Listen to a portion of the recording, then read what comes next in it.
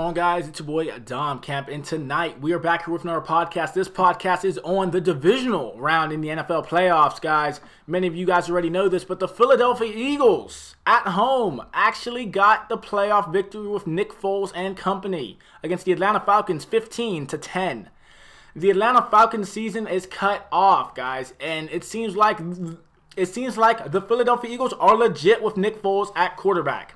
Now, guys, here is what I'm going to talk about. I'm going to go through the full box score between the main passing, the main rushing stats, the main receiving stats, things of that sort. So stay tuned. Let's jump straight into it.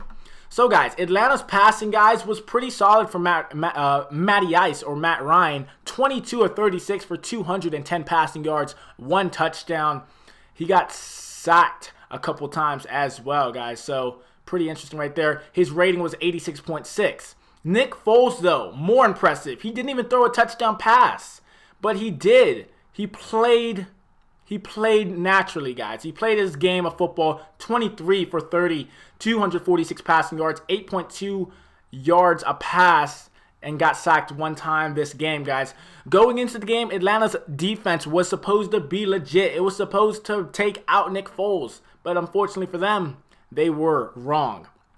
Atlanta's rushing attack between 2 players, Tevin Coleman and Devontae Freeman. Each of them had 10 carries apiece.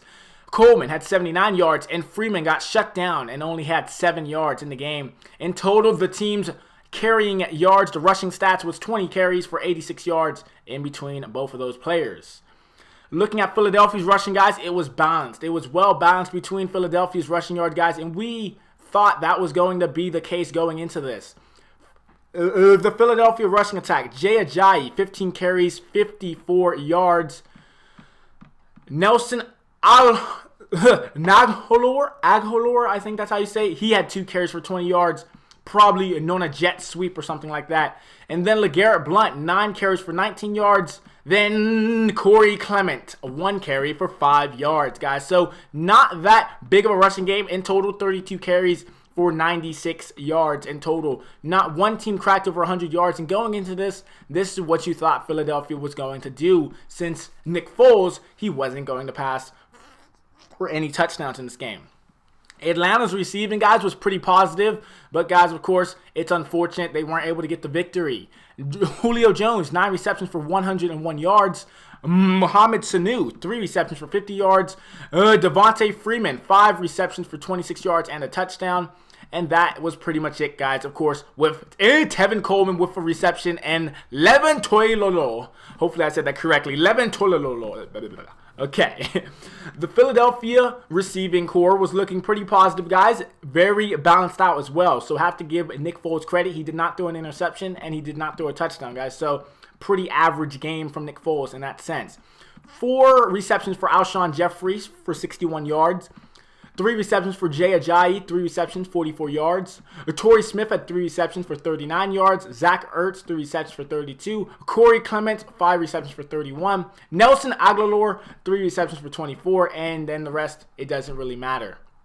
Pretty interesting, guys. In total, 23 receptions from the team, 246 yards, guys. So not bad through the air for Nick Foles in this game. Looking at Atlanta fumbles, no one had a fumble in this game, so pretty positive outcome by both Nick Foles and Reynolds. But, guys, Jay Ajayi did lose a fumble, guys, and that is another one. And then Brian Brahman also lost a fumble for Philadelphia. Looking at Atlanta's defense, their main tackler in this one, Robert Alford, 8 total tackles, 7 solo. Malcolm Jenkins for the Philadelphia Eagles showed up. He did talk a little bit during the press conference that they had yesterday or the day before yesterday. Malcolm Jenkins had 8 total tackles, 6 solo tackles. Had to give him credit. So those are the high tacklers in this game. No interceptions between each of the teams. Got a couple of punt returns and kick returns and kicking, stuff like that. But it really doesn't matter. You guys already know what the score was. And we're going to go through real quick, guys, how it looked. And in the first quarter, Atlanta scored 3-0 for Philadelphia. In the second quarter, Atlanta scored 7. Philadelphia scored 9.